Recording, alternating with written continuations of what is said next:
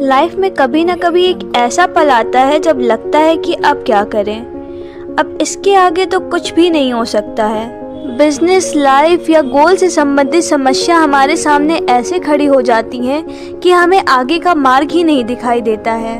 हम एक ऐसी सिचुएशन में आकर खड़े हो जाते हैं जहां पर कि हमें कोई रास्ता नहीं नजर आता है कि उस सिचुएशन की टेंशन में हम आगे का काम भी नहीं कर पाते, हम कुछ सोच ही नहीं पाते, अपनी लाइफ को प्रोडक्टिव बनाने के लिए कुछ भी नहीं कर पाते हैं। जब कुछ नहीं समझ आता तो ऐसे में हम उस सिचुएशन के सामने अपने घुटने टेक देते हैं और हम लाइफ में पूरी तरह से हारा हुआ महसूस करने लगते हैं। जब हम किसी भी खराब परिस्थिति में फंस जाते हैं तो उस परिस्थिति से बाहर निकलने की जगह हम उसमें ही और उलझते जाते हैं। ऐसे में कुछ बातों को समझना जरूरी है जो कि इस वीडियो के जरिए हम बताने जा रहे हैं। नंबर 1, अपने आप को शांत करो।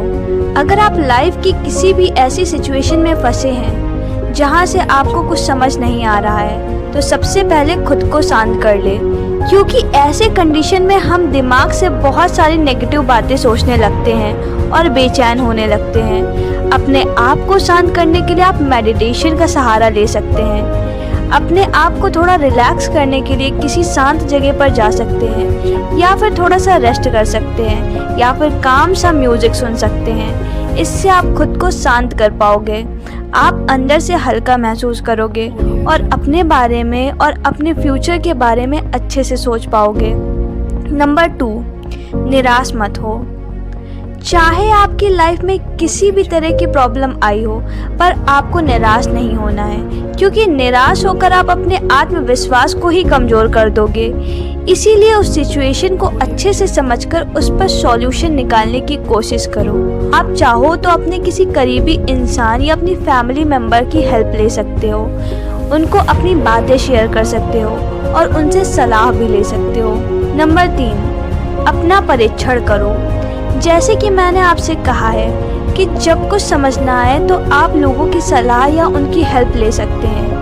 साथ ही साथ आपको ये भी देखना होगा कि आप इस सिचुएशन में खुद की हेल्प कैसे कर सकते हैं और इसके लिए आपको खुद का परीक्षण करना होगा।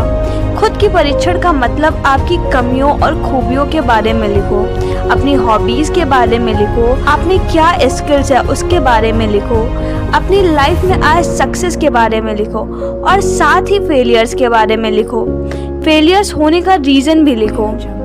इससे आप खुद को बेहतर तरीके से समझ पाओगे और जान सकेंगे कि आपका फेलियर कहाँ पे हुआ है। आपको थोड़ा आइडिया मिल जाएगा कि आपकी लाइफ में आगे क्या करना है। इसके बेसिस पे आप अपने फ्यूचर के लिए सही निर्णय ले सकते हैं। नंबर 4, एक नई शुरुआत करो। कई सारे लोग या तो पास्ट की कुछ बातों को लेकर परेशान रहते हैं या फिर आने वाले फ्यूचर के बारे में सोचकर परेशान रहते हैं और उन्हें जब कुछ नहीं समझ में आता तो गिव अप कर देते हैं। मतलब उन्होंने अपनी जिंदगी से कोई उम्मीद ही नहीं की। ऐसी सिचुएशन में आपको पिछली सारी बातें भूलकर सिर्फ आगे के बारे में सोचना है और लाइफ की एक नई शुरुआत करनी है, क्योंकि आप अपने पास्ट को तो नहीं बदल सकते पर अपने आने वाले कल को जरूर बदल सकते हैं।